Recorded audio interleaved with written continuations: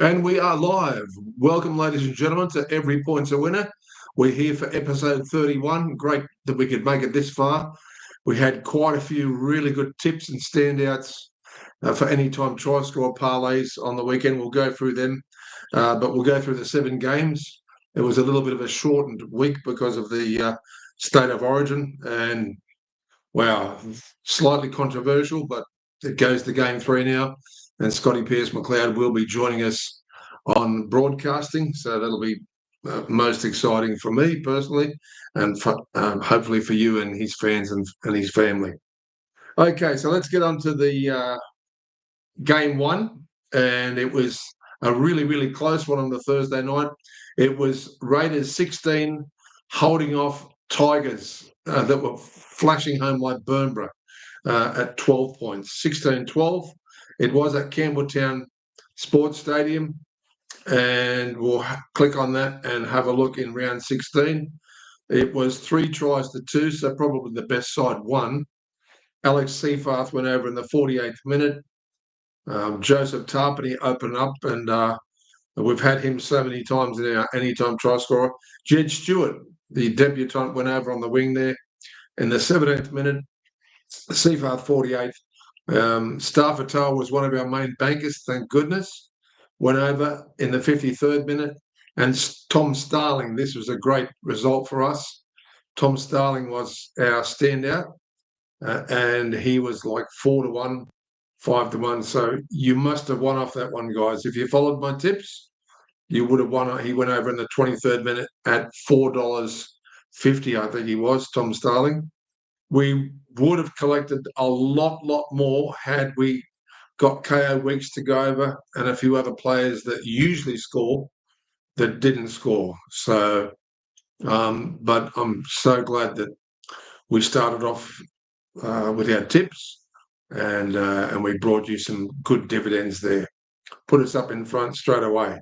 At halftime, it was 16-0. So a lot of West Tigers fans must have thought this is not good. But they showed a lot of determination, and they have over the last 3 or 4 games where they've just missed out. You can't keep on doing that, but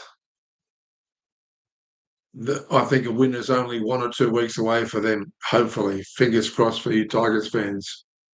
Let's have a look at the team stats. It was actually we'll go back. Sorry, we'll go back and have a look at the top performing players. Zach Hosking, 44 tackles, 48 Appy Coruscant, amazing again. Jareem Buller, 214. That's the one we had. We had Jareem Buller as a 3-leg parlay going into Tom Starling and Stafford Tower.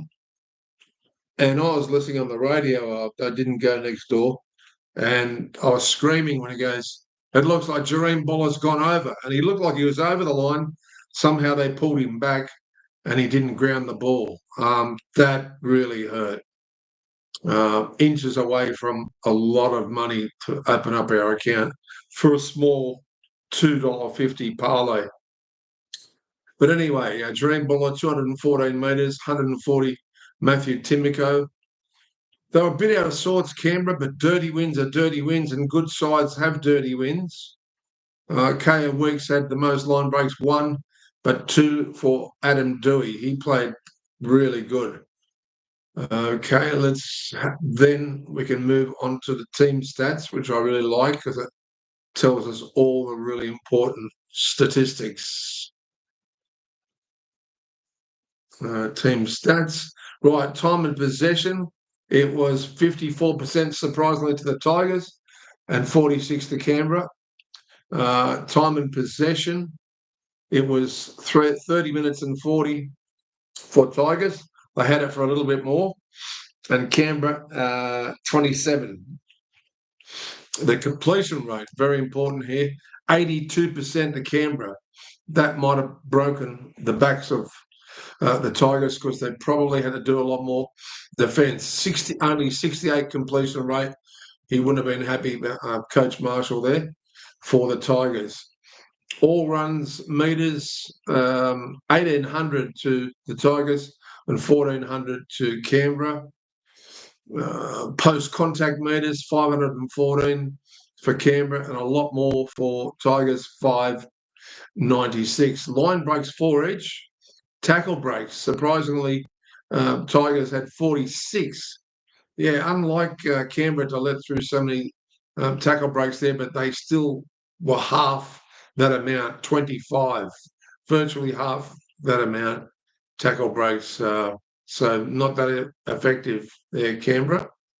Average set distance, 37 minutes to Canberra and 38, surprisingly, 38 and a half to the Tigers.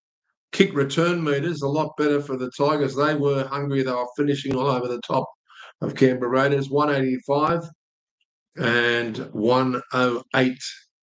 185 to Tigers and 108 to Canberra. Offloads, 7-4. They were throwing it around like a hot cake. The Tigers.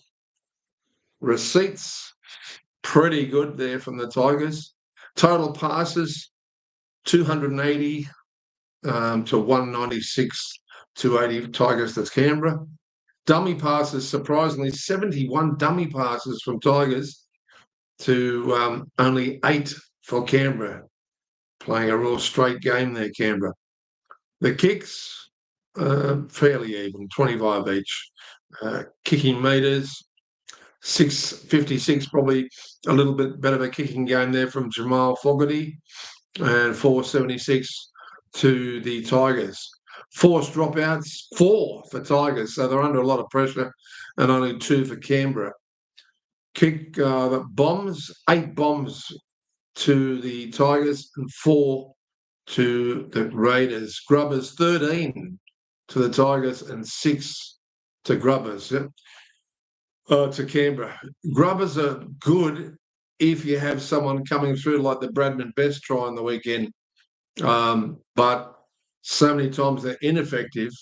And if you can get a line dropout out of it, fine. But if you can't, and the other side gets a 20-metre restart, I guess that's the game. Inches. It's a game of inches, and it's a game of points, and every point's a winner here at EPOR. Effective tackles, 91% Tigers, 87% Canberra. Tackles made. Surprisingly, Canberra had to make a lot more tackles there because of the line breaks, I guess, from Tigers. 374 and only 338 for the Tigers. So they weren't as gassed as Canberra Raiders were. Missed tackles, though. This is the real surprising feature here. 46 missed tackles to Canberra. That's so unlike them. 25 missed tackles only from the Tigers. Ineffective tackles, 12 Canberra. Yeah, scratching your head, hearing these stats saying how'd they win?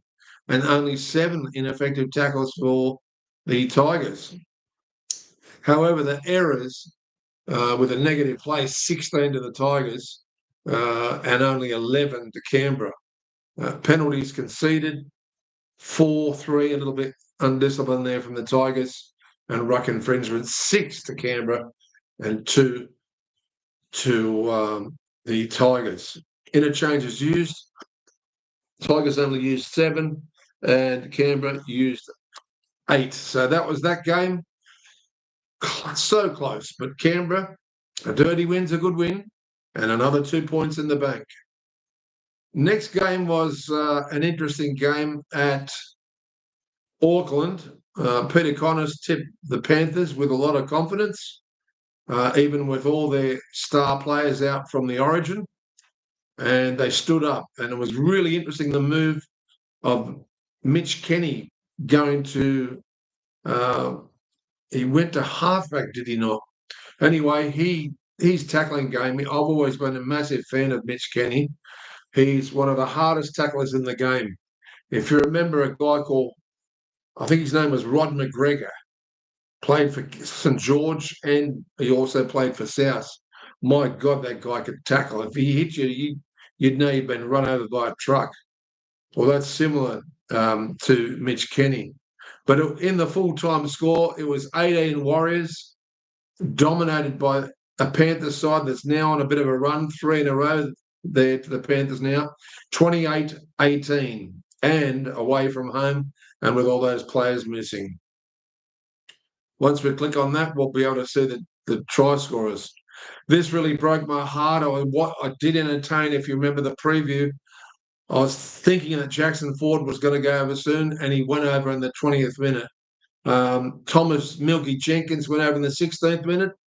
The one that killed me the most was Scott Sorensen, not your prolific try scorer at all. He scores a double, one in the 37th minute and one in the 55th minute, and one of them was a fantastic try.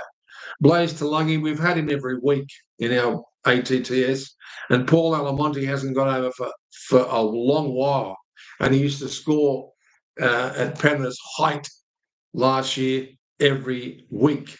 So he went over in the 69th minute. Moala Graham Tolfa went over in the 78th minute.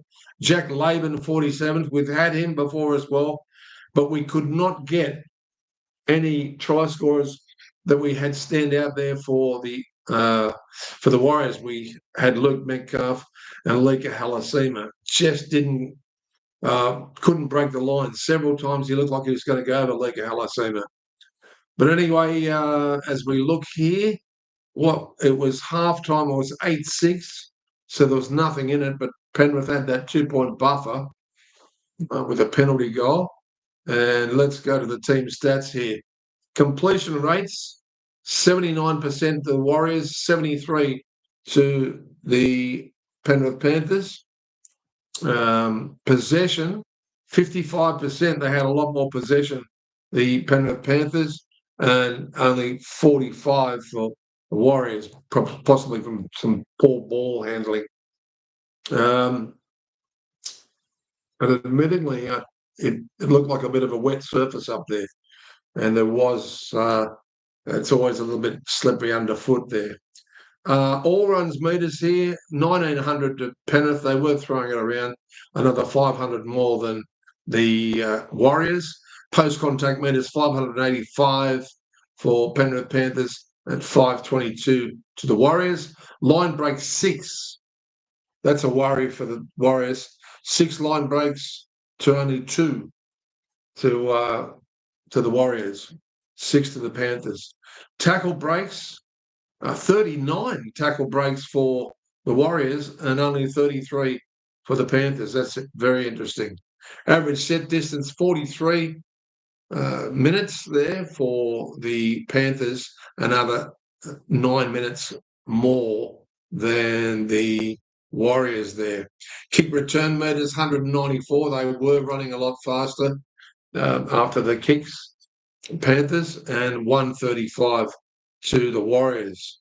Average, we don't need to see that. Total passes, 253. They threw it around a lot more. 196 Warriors, 253 Penrith. Kicks, fairly even. Kicking meters, pretty much spot on, fairly even. Forced dropouts, 3 to Penrith and 2 to the Warriors. Kick diffusal, here's a worry for Warriors. Only 44% kick diffusal and 50% not that much better for the Panthers. Grubbers 3 to 2 and to the Panthers, and 8 to 5 bombs. A lot more bombers from Penrith. Effective tackles, 90% for the Panthers. Wow. 88% for the Warriors. Tackles made, 394 for the Warriors and 355. See, they had to tackle a lot more, and an extra 40 tackles will gas any side, especially when you're on the back foot. Missed tackles, surprisingly, Panthers had more missed tackles, 39 to 33 over the Warriors there. Intercepts, 1 to the Panthers, and ineffective tackles. 1 ineffective tackles, and this is how they strangle sides. 1 ineffective tackle from Panther, 20 ineffective tackles from Warriors. That's got to be a worry for their coach. Errors, surprisingly, a lot more negative play from Panthers, 13, and only 9 to the Warriors. Penalties conceded 6-5, fairly even to the Panthers. Rucking, for instance, 4-3 to the Panthers. They're always giving those penalties away. And that's about it. That's all she wrote. That was a testing, a line in the sand for Warriors. That is how you're going to judge your season. That game, you need to study. And yes, they didn't have their full strength side. There was quite a few players missing there, but Wade Egan was back. And I just think Panthers lifted, and the player that really has come a long way is this Thomas Milky Jenkins. Put him down in your black book, especially for any time try scorer, but he's not going to be much value of late. Dolphins is the next game as we run through here, and this was a surprise win to the Knights. Not really for me. If you remember, I asked you to take Dolphins 1-12, then 13 plus if you had the extra money, come back to the Knights at 1-12.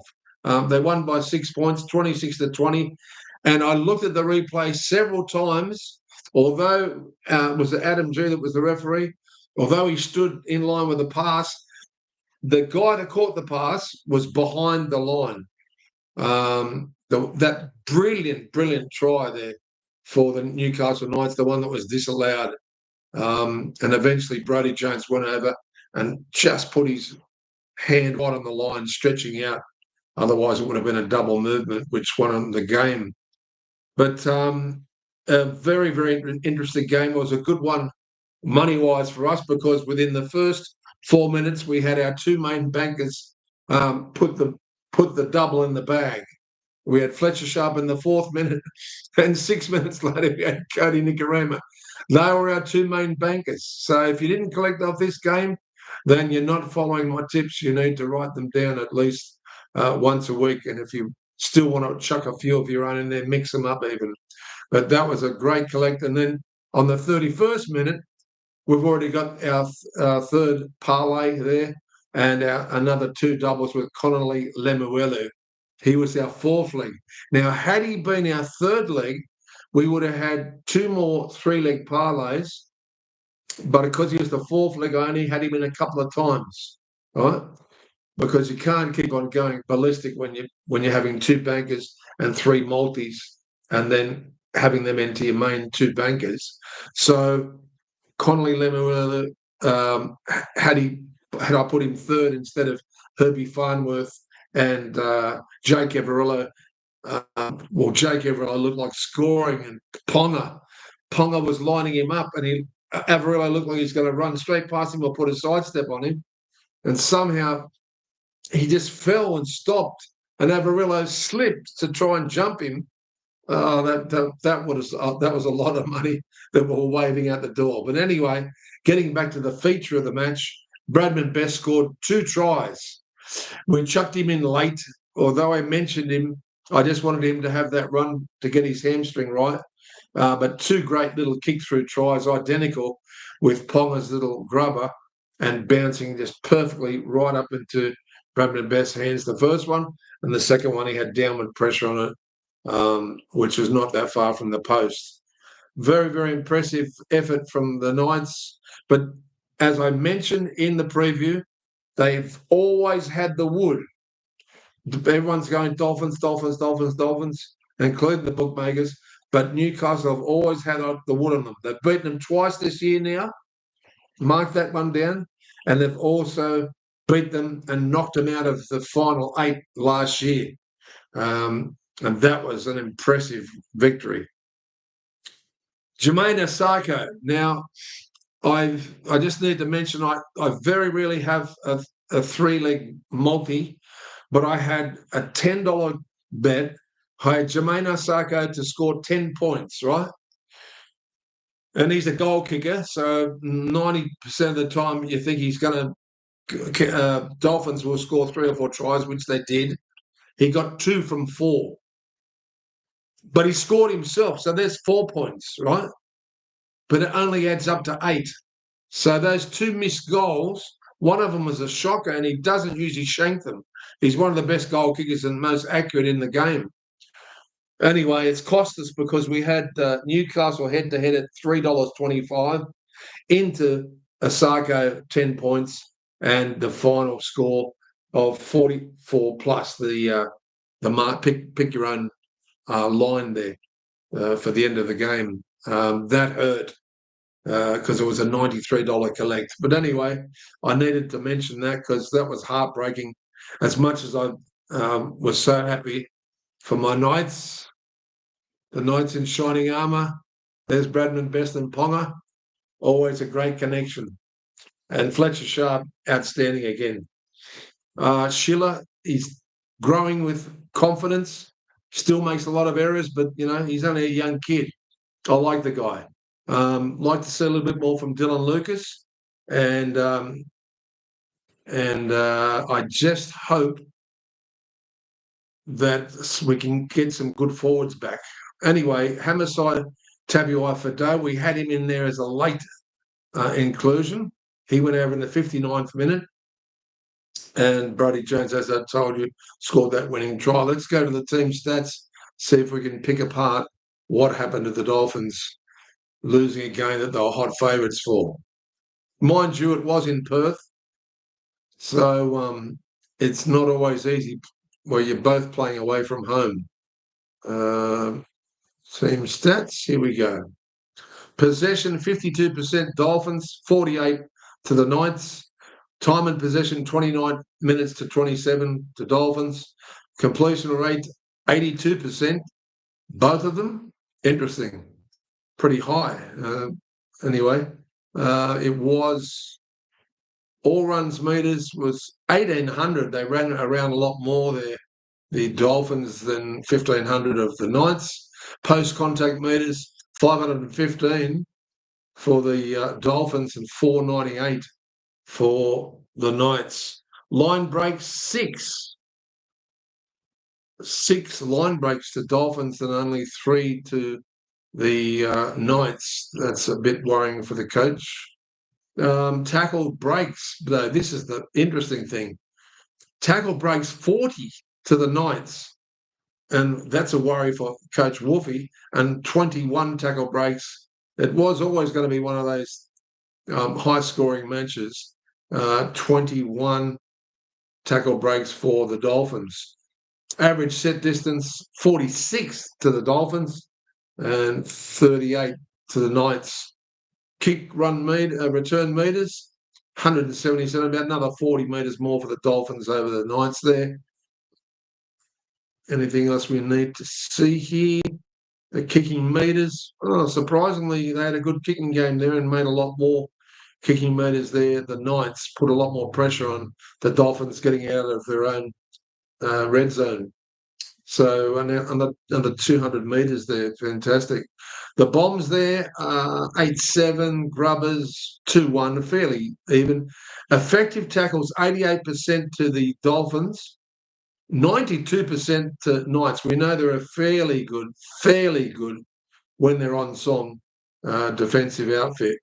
Missed tackles, though, here's where the game was lost for the Dolphins. 40 missed tackles for the Dolphins and only 21 for the Knights. Ineffective tackles, surprisingly, was 8 to the Dolphins and 12 to the Knights. Negative play, fairly even there, about 7 to 8 each. Penalties conceded, 6-2, a little bit of discipline there from the Knights, but they were holding on for dear life at one stage. And the sin bin of the holding back, that was the Averillo try when he held Herbie Farnworth back. That was nasty because it cost us money here on EPOR as well. Okay, so that was that game done and dusted and keeps Newcastle's dreams alive. And basically, it shows Dolphins that they still, if there's a side that's got the wood on them, they need to even lift more intensity. And a lot of bad stats there for them, especially in the defence department. Okay, the next game was at Accor Stadium, and this was a cracker.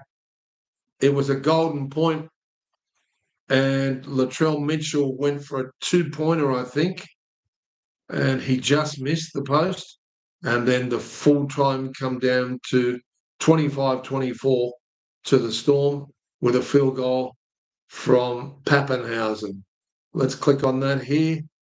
Alex Johnson is only, now 6 tries, possibly 6 to 9 tries away from breaking Ken Irvine's record for the most tries ever. Unbelievable. Just looking at the tries here, it was 5 tries to 4. South should have won this match. Latrell was not having his best kicking game, only 2 from 5, where Pappenhausen got the 4 from 4. So they got away with the skin of the teeth, and yet again, these good sides keep on having these inch victories, like these dirty victories where they could have easily have lost. I'm sure there was a lot of spit coming out. Spit out of Coach Bellamy's mouth at halftime there. He would not have been happy. It was just one of those games. Alex Johnson, 4 tries, the 26th, the 43rd, the 46th and the 53rd minute, and great passes from Latrell Mitchell. Tyrone Munro, we just got out of jail here because although we had Johnson, he was long odds on, but we had Tyrone Munro as one of our backup bankers into Jerome Hughes. But the 2 or 3 players we had for Melbourne did not show up, and that was most disappointing. And I think one of our players also got injured, but we didn't get our money back for that. So at least Jerome Hughes went over. Harry Grant went over in the 3rd, Jerome Hughes in the 5th, Grant Anderson in the 53rd. He was one of the hot favourites for ATTS. And Tyron Wishart came over and went over on the 68th minute. So that was the tail of the game there. At halftime, it was 12-4. So South were just hanging on, but they're only 8 points behind. We'll have a look at the team stats and see where things went wrong.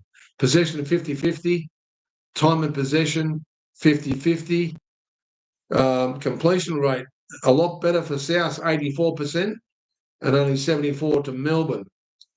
All runs meters, another 200 meters there for the Melbourne Storm. Line breaks 4 each, tackle breaks 30 Melbourne as they throw the ball around a lot, and only 20 tackle breaks for South. Average set distance 42 minutes for Storm and 37, so fairly even. Only another 5 more minutes in possession with the sets for the Storm. Kick return meters 230, a lot better running there from the kicks from Melbourne over 172 of the South. Passing offloads, total passes, dummy passes. This is surprising, but not really. 21 dummy passes from Melbourne and only 5 from South. Yeah, interesting. Kicking meters here, 840 to South. Wow. And 673 to Melbourne. Bombs 4-6 South, 4 and 6 to Melbourne. Grubbers 3 each. Tackles made. Here we go. Completion, effective tackles for 94% for Storm. That's the difference why South couldn't quite crack them, but they ran out of time as well. 89% for South, pretty high as well. Tackles made 363, fairly even 360. So 3 tackles difference between the 2 players there, the 2 sides. Melbourne just over South. Missed tackles. This is alarming for South. 30 compared to Melbourne's 20. Intercepts 1, and of course that was Johnson that led to the try to South. Ineffective tackles. This is a worry for the super coach. 13 ineffective tackles to South and only 4 for Melbourne. So I think you can pinpoint where South lost this game from those stats. Errors, surprisingly, 14 to Storm and only 10 to South. Penalties conceded, 5-3 to Storm, and ruck infringements 2-1. Interchange benches, they both are all used. So the next match, as we get into our preview, we've only got 3 left. And so this is our third last one we're going over. And Scotty Pearce-McLeod would be happy with this one. It was up in Suncorp Stadium, and it looked like Cronulla yet again, maybe 3 or 4 matches out of the 16, 17 rounds, they've blown after leading really well, Cronulla. It's a major concern. Saints had that issue as well earlier in the year. Cronulla 28 got smashed in the end by Broncos, who just had the perfect second half, 34-28. Let's have a look at the tries. It was 6 tries to 5. And this one broke my heart, because every week I'm thinking I've got to put Talakai in. He's one of my favourite players for Cronulla, and he's such a big beastly forward for Cronulla. He's gone over in the 4th minute, so it broke my heart when he went over, because he was like 5 or 6 to 1. What a way that would have been had I chucked him into the banker position. We had Ezra Mam as our banker, as you know. He went over in the 37th minute. He was giving us a bit of a sweat before half time there. Corey Pakes went over, as he usually does, from dummy half, he's a little bit like Harry Grant in that respect. In the 19th minute, Will Kennedy. I remember I had a parlay running about 6 weeks ago, and all I wanted Will Kennedy to do is score 1 try. He scores 2 here, 1 in the 13th minute and 1 in the 25th minute. That's why I was all Cronulla in the first half. And then Nicholas Hines went over in the 30th. And a big message here from Slavko. Slavko thinks you should be doing a Cleo spread. And that's a pretty insulting thing to say, rather than playing football. But look, we know Nico, when he takes the line on, and he did in that try, he scores. But there's lots of question marks over Nicholas Hines, and there always has been over the last 2 years. Blake Brayley, it was good to see him get a little bit of a lucky try, but look, 46th minute, we've had him as a standout banker before, but he's not your prolific try scorer, so we couldn't have him. The one that hurt us yet again was Shibasaki. Crikey's, he goes over twice. He got us our only collect for Broncos the week before, and I switched off him this time, and I chucked in Karapani. Karapani went over twice, but he was long odds on, so we barely got our money back with Ezra Mam. And we didn't have, as I said, Will Kennedy, Talakai, or Hines or Brayley for Cronulla. We had one of the prolific try scorers from Cronulla, Brenton Nakora, and he didn't make it across the line, unfortunately. The conversion's pretty good from Reynolds there, 5 out of 6, 4 out of 5 for Nicholas Hines. 1 Sinbin Sinoni Katoa. That was a silly penalty before halftime. Put his foot out and tripped from dummy half, so not good from marker defence. Let's go to the team stats and see if we can pick the eyes out of how Cronulla blew this in the second half and how Broncos finished over the top of them. Team stats. Time and possession, it was 28, pretty much similar, 27 minutes to the Broncos and 28 to Cronulla. Possession rate, 50-50. Attack, all runs meters here, 1,600, a little bit more from Broncos, 1,500 to the Cronulla Sharks. Line breaks, 11 to Broncos and 9 to Cronulla. Tackle breaks, 33. Tackle breaks for Broncos, 31 for Cronulla. Fairly even in these stats so far. Nothing's really pointing the pin. It was only 6 points in the final wash-up. Kick return meters, 214. A lot better running there from the Sharks. 139 to the Broncos. Just looking at the passes here, fairly even there. Kicking, 22 kicks to 19. to the Broncos. 671 kicking metres. Yeah, a lot more to the Broncos. 564 to Cronulla. Forced dropouts, 1 to Cronulla. So interesting there. Fairly even kick defusal, but a lot of these players are letting the ball bounce, and it is not always the desired result, especially if it takes an awkward bounce and goes into the attacking player's hands. Effective tackles here in defence, it was 89%, a lot better for Broncos, 86 to Cronulla, fairly high as well. This is the one, we can point our finger here. Ineffective tackles for Cronulla, 23. Let's have a look here. And only 12 ineffective tackles for Broncos. Missed tackles, fairly even, 33 Cronulla, 31 Broncos. Errors, here's another one we're going to point our finger at Cronulla. 13 errors to 6 Broncos. Nothing else needs to be read out here. It was just a determined effort from the Broncos. We were lucky to skim some of our money back from that game. So we'll move on to the next match. Where Cronulla goes from here is questionable as Broncos slowly move up the table. You can see the top teams are just getting away with these dirty wins, and the average sides are having the hot and cold flush, so to speak. The next match is the game that I wish Scotty rang me straight after being excited about the Broncos game. I should have taken the call. I told him, look, I'll ring you back. I've got to put my bets on the TAB. And because Cowboys, who we tipped, got thrashed 42-8.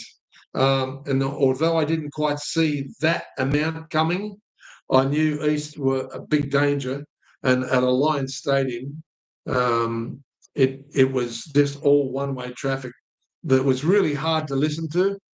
And we're going to find some stats here that are so ugly that you need to buy yourself a Phantom of the Opera mask. It's going to be ugly. All right. Especially when I was thinking, I was an inch from putting in Lindsay Collins. I'll put in Tuilagi for the forward to score anytime try score, because there's a few late changes here in the Cowboys, a lot of reshuffling. But I need to say one thing, and I'm looking straight down the camera and saying this. Coach Payten, please, when Thomas Dearden is back to full form and the Origin is done and dusted, get Jack Laybutt, move him out of the centre and put your best centre in the game, who you moved to 5'8". You've won one game and 4 or 5 losses, having Jackson Purdue, who doesn't get enough room because he's not in the centres. Change it or pay the consequences. You've had one win with him in that position, and he doesn't get the ball enough. He's always just distributing. He is such a lethal player. He's got lethal speed, and he's in the wrong position. So, Coach Payten, if you can hear me, bing, bing, bing, bing, bing, bing, bing, bing, bing, wake up. Oh, I'm glad I got that off my chest, because I can't tip the Cowboys again in that respect. They did have 2 players that were named to play that were the most important players for their defence. So I'll give them that. But I still have that issue with Purdue and Payten, their coach. The 2 players missing was Reuben Cotter from the Origin. They were busted their asses, and Reece Robson, 2 of their best defenders. But so Robinson, the coach, just decided to go straight where these replacement forwards are, and they just tore them to shreds. There was no communication between the Cowboys, and it was very, very ugly. 8 tries to 2. Lindsay Collins on the 4th minute, and that killed us because he was good price. And Tuilagi, the guy we had, is the one who gave him the pass. Billy Smith crikeys. Was it not 3 or 4 weeks ago we had Billy Smith and Sandon Smith as our standout bankers? He's gone over twice here. The 23rd minute, and good odds too, and the 46th minute. Connor Watson, 25th. Mark Nitawazi was the only one in the 49th minute that gave us one of our legs. He wasn't a standout. James Tedesco, 52nd minute. Tupou, 56th. Nwanga Nitawazi went over again in the 73rd minute. And Murray Talagi, our standout banker, went over in the 64th minute. Braden Burns went over in the 29th minute. At halftime was 18-4. I was doing this, please stay with him. But they came out and just put up the same sort of rubbish against the Roosters that they did in the first half. Let's have a look at these team stats because, as I said, get your mask out, the Phantom of the Opera mask, and put it over you or plug your ears. I've got some plugs around here. Put them deep into your ears because this is very ugly. Possession, 54% to the Roosters, 46 to Cowboys. 30 time in possession, 30 minutes to Roosters and 26 to the Cowboys. Completion rate, 81%. Whoa, phenomenal. They are a side, Roosters. When they get their act together, they're going to be another playoff threat, aren't they? You can just sense that. And they've moved up. We'll have a look at the ladder before we knock off tonight. Only 67%. There's one of your biggest stats that have smashed you in the face. 67 to 81 there for the Cowboys. Disgraceful. Okay, all runs meters. Another 400 metres Roosters ran. Unbelievable. Post-contact metres. An extra 100 post-contact metres for the Roosters. Line breaks, 6 to the Roosters, only 3 to the hapless Cowboys. Average set time, it's 45 minutes for Roosters. Wow, they held it for a long time. 39 and also ineffective there for the Cowboys. Kick return meters, 200 to 183, so fairly good there for Roosters. Let's have a look here down to the kicking. 25, a lot better kicking game for the Roosters. 25 kicks to 15, but they had the ball more as well, so you've got to expect that stat. Kicking meters a lot more, virtually an extra 280. Also, the kick defusals, fairly even. Defence, here we go. Effective tackles, 85%.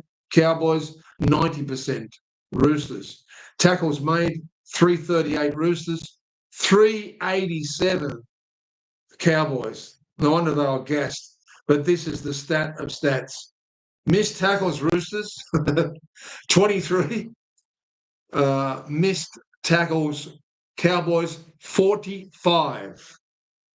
Oh dear, they had so many holes. It was like a leaking sieve. It was like a sinking ship. You could go anywhere if you're a Rooster and set up a try. Ineffective tackles, 15 to Roosters, 23 to the Cowboys.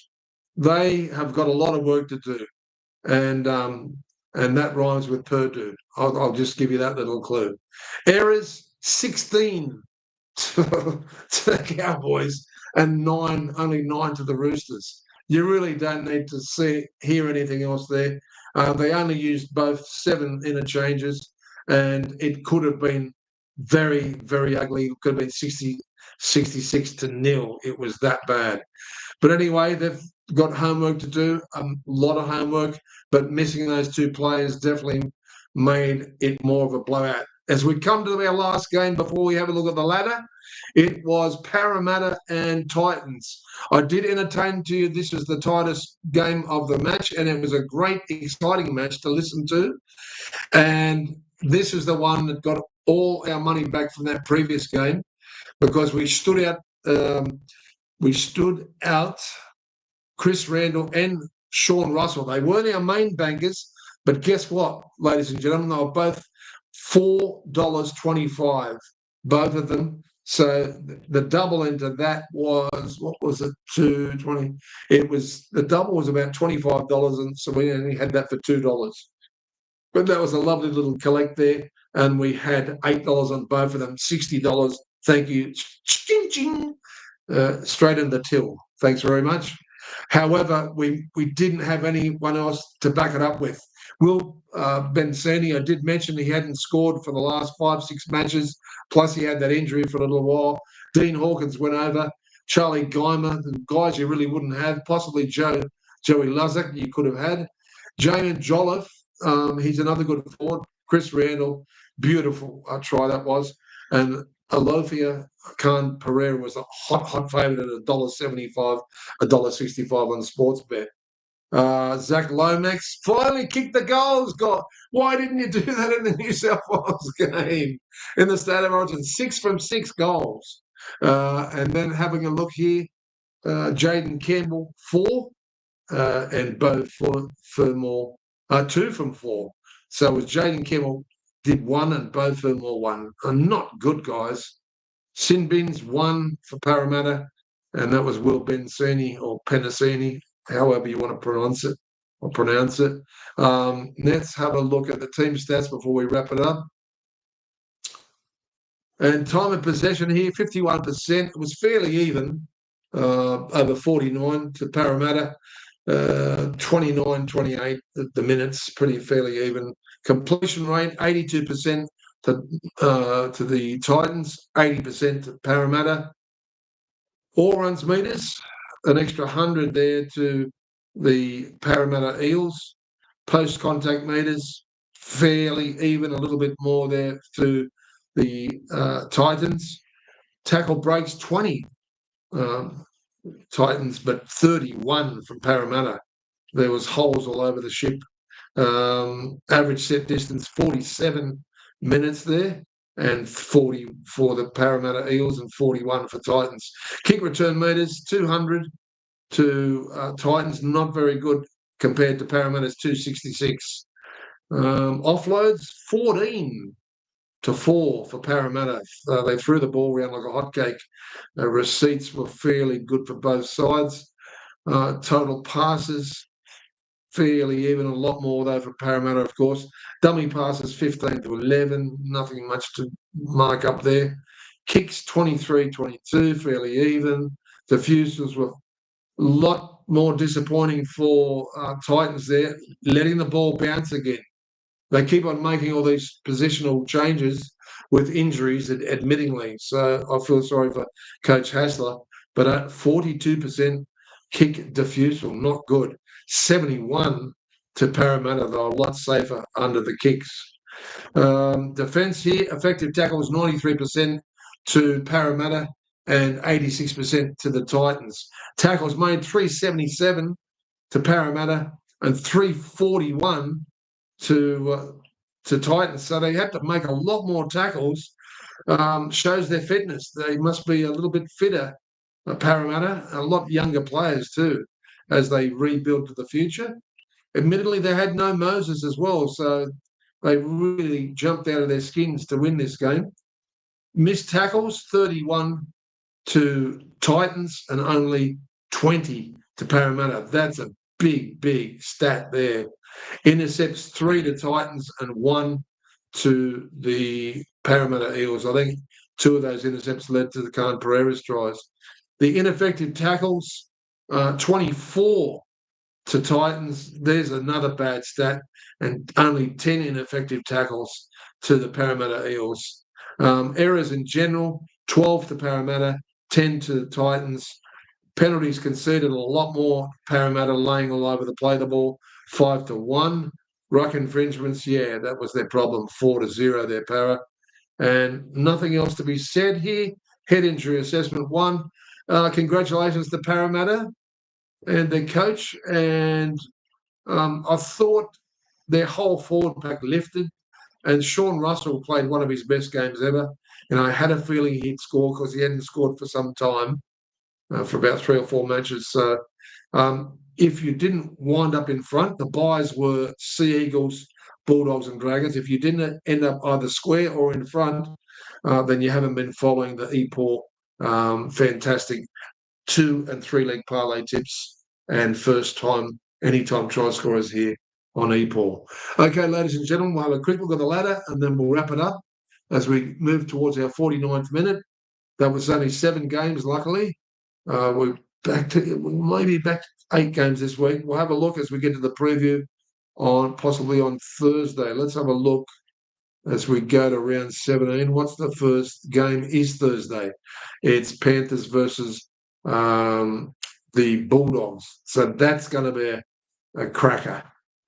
But we'll talk about the other games later. What we want to have a look now is the ladder before we wrap it up here. Now, after 16 rounds, Bulldogs are in front on 28 points, 2 points in front of Raiders on 26.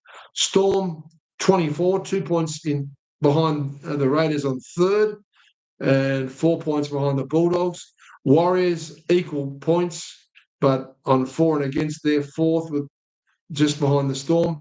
Fifth, Broncos, surprisingly, 6 points. That's a big gap with the top four. As I said, there's a split division going on here. 6 points behind Broncos, behind the Warriors. Then in sixth position, the Sharks with 18 points as well on a less for and against. Also on 18 points, the Roosters. See, those three there, they're usually playoff contenders, Broncos, Sharks and Roosters. It's up to them now to continue to keep on winning and bridge the gap on the top teams that have got a nice little valley or a crevasse going on now as they tear away with those dirty wins. Then we got Dolphins, 1 point behind Panthers. Can't believe it. Panthers 17th, 1 point behind the Roosters. Dolphins 16, 1 point behind the Panthers. Then in 10th, Sea Eagles 16, also 16 points, but less for and against than the Dolphins. On 11th, 16 points also. So there's another like a little third division there outside of the mid-pack is the Dragons on 16, less for and against. 1 point behind them, more compression, is Cowboys on 15. Knights clinging onto their season on 14. They can't afford to have too many more losses. They really have to string about 3 or 4 together now to at least get up past that mid-pack.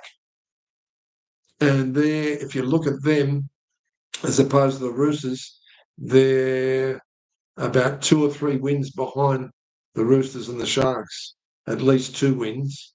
And so that's going to be hard as those teams continue to win.